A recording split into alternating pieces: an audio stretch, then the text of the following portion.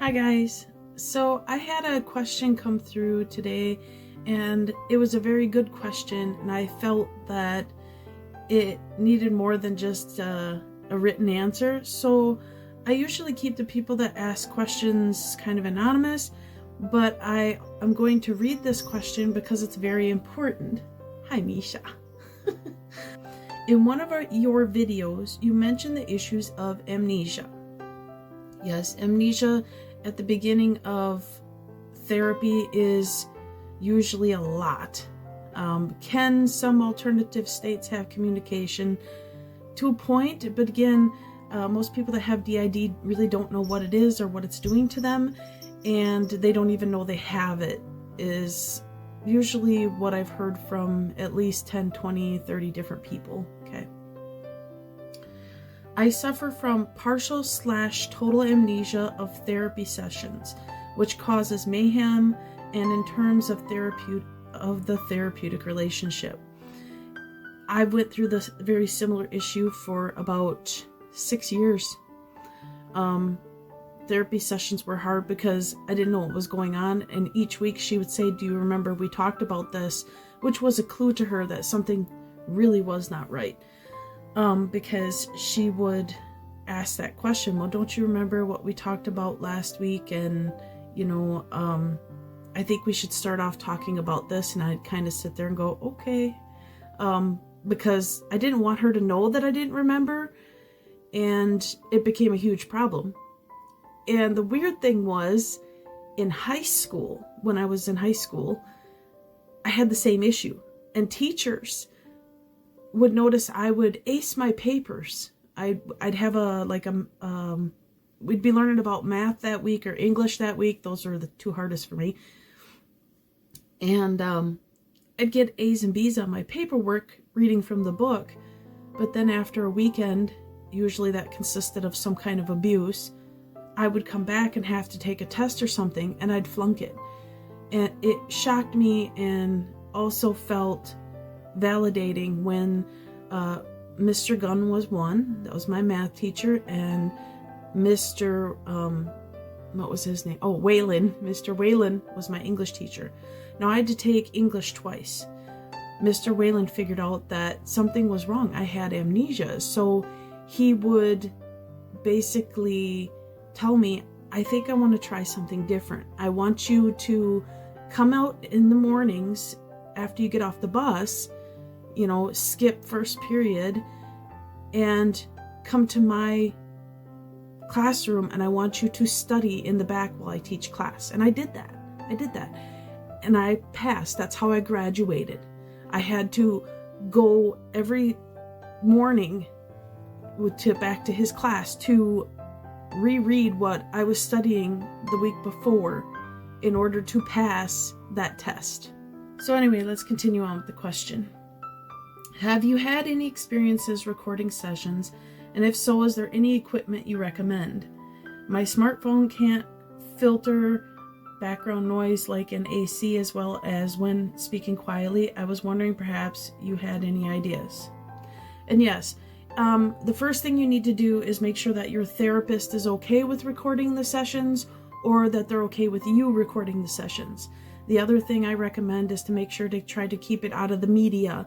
I have shared a little bit of my sessions privately and publicly, and to my dismay, I've had people try to use that to hurt me. So what I use is this here, and this here can be carried in my purse or in my pocket if need be, because there are times where in public I will feel that that rush feeling. When I switch, the smaller the age regress state of my mind, the more pain I feel and the more I disassociate. Some alternative states can switch a little easier and it's not as difficult, but in the beginning of all this, I always felt like, that feeling right before you're going to throw up, that hot rush, your body temperature raises, you start to shake, my eyes will even slightly dilate, and I will have where you'll notice this panic fidgeting, which is also seen in patients with complex post-traumatic stress disorder. And so usually I try to click that recorder on before it happens if I can. Otherwise, there were times where I would just click it on before I went into the session. At first, I kind of was naughty and didn't tell my therapist, and then I broke down and told her I was recording the sessions to find out who they were. I wanted to know what was going on. I didn't understand it, and she was fine with it. But it is by law. You have to talk to your therapist about it. Maybe they can record it for you, and you guys can talk about the session in the next session. Some therapists won't allow it. That's just something you might have to go through. I don't know, I recommend to make sure that your therapist has some experience, or if they can, get the experience of EMDR, CBT, DBT, and EFT, and DNMS. DNMS is a very new strategy, but it's to help smaller age regressed states of the mind to heal their trauma. It's more of a positive coping mechanism, and the work is really great. So in your question, you had asked, if so, is there equipment you recommend? And this is an EMDR light bar, and it can be used with lights. And sometimes, like me, if sometimes lights are hard to focus on, the back and forth of the lights. If you struggle with that and you have a freeze response where you lose sight or lose hearing or whatever, those light bars, if your therapist has one or your psychologist has one, you can get bilateral stimulation, which is the ears that headphones can be put on. If you're in a freeze response, your therapist can slip those, headphones on. They also make vibrating hand tools, which can be tucked under the legs or held. And that is also used if you have a freeze response. There's also the use of other bilateral stimulation. For me, certain songs that were used in my childhood that I found soothing or useful, you can usually listen to a playlist that you like and put those songs on a little MP4 or MP3 player. Give that to your therapist like I did, and those songs can trigger an emotion that you need to have. The reason that DID is so complex is because most of the time it's based on emotions: sight, smell, sound, and touch. And one of them four trigger you into an alternative state of mind. So per se, you're talking about something and an emotion arises, and you are going to probably most likely switch, is usually what happens in therapy. Sometimes switches can be pretty fast. They can be under a minute, and sometimes they can drag out for a half an hour where you're just staring off and you're froze. You can't move. Another thing that I recommend to some of the people that I've talked to is taking in memories. Now, this is a container that is filled with my pictures.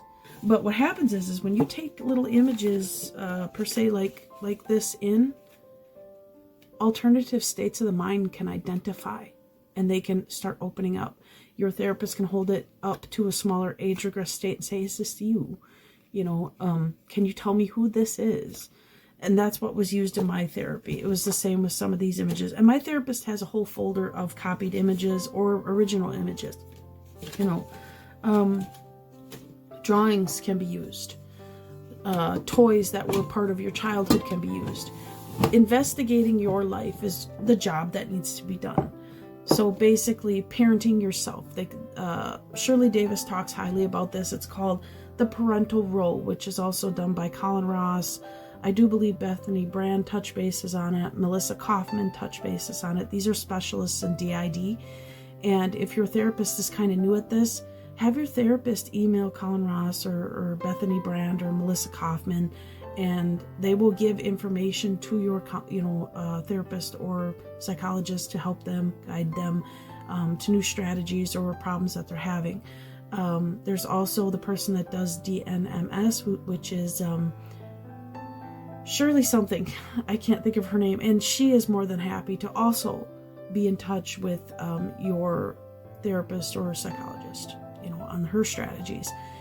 Every therapist or psychologist, as stated by numerous specialists, when they do this work with you, it's going to take years. It's not easy. I've been at this over 10 years now, and I still have amnesia with 4 different alternative states of my mind. And the reason I call them that is because you are one body, one mind. There's not a bunch of little skeletons in there like Colin Rouse talks about. It is, in some ways, people get mad at me when I say this, but DID in and of itself is fake. It's not fake to the people that have it, but in and of itself, it is fake. It is a coping mechanism that your brain developed to get you through severe trauma. So what happens is when you blank out and that amnesic barrier shows up and your mind is going through a process of fear. Anyway, they put these, what for me, it was a little head cap with these things in it.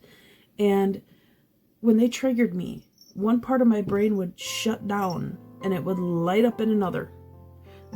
So there is evidence of the brain going, oh my goodness, and it would just shut down and light up somewhere else, causing a completely different personality state.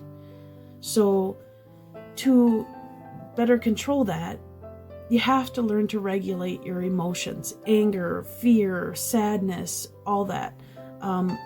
Littler alternative states, which are called littles, they are the hardest because some of them are very trustworthy, some of them are very shy, some of them are very confused, they don't know their age, they don't know where they're at. And for my therapist, that was a very hard process for 5 years to get them to understand themselves, look at themselves in a mirror, try to understand that they're in an adult body. To get to know littles can be very difficult, and I'm in the process of trying to understand one very, very small age regress state, which I'm thinking this is probably the first alternative state of my mind that has been through severe trauma that I still can't accept. And sorry, it's difficult because you're finding out about something about yourself that you did not know. You want to retrain your mind. You want to reparent yourself. And you don't want to get attached to your therapist or psychologist, but you also want to put yourself in a vulnerable point to where you do trust them to parent you, to teach you how to parent yourself. So that's all I have today, and your question was wonderful, and I appreciate it, and thank you for asking it, and I hope you found this video useful. And anybody else that's watching, you're more than welcome to use it, and talk to those therapists, get to know them. They can help you. That's all I have today. Loves. Bye.